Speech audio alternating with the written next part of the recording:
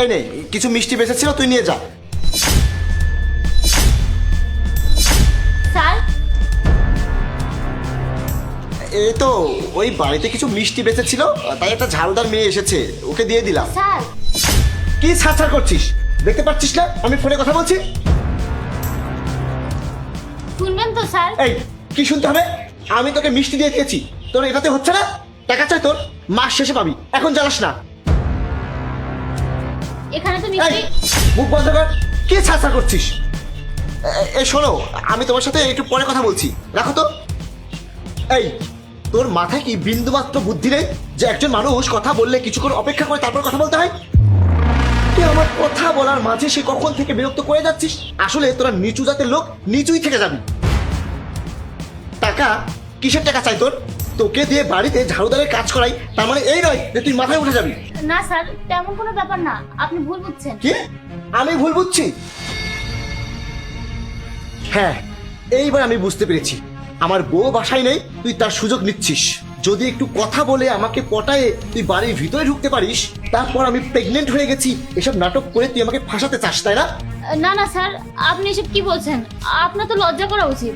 এই লজ্জা আমার না, লজ্জা তোর হওয়া উচিত।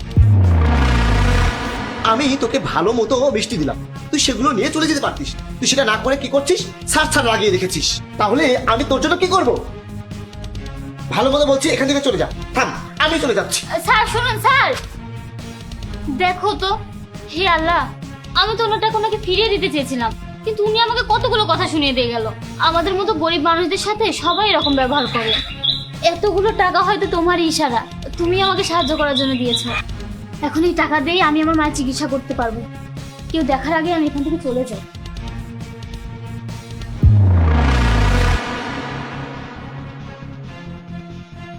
কি হয়েছে ভাইয়া? তুমি ওই ঝাড়ুদার মেয়েটার সাথে এত জোরে কথা বলছিলে কেন? আর তুমি তো মিষ্টির প্যাকেটে টাকা দিয়েছো, আমি তো উপর থেকে সব দেখেছি।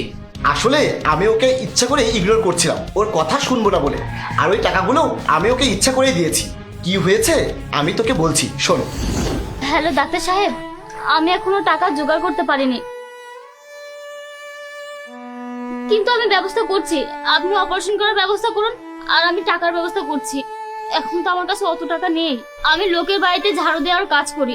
আজকে আমি সবার বাড়িতে বলেছি, যত টাকা হবে আমি আপনাকে সব টাকা দিয়ে দেবো। আপনি আমার মায়ের অপারেশনের ব্যবস্থা করুন, আমি টাকা জোগাড় করছি।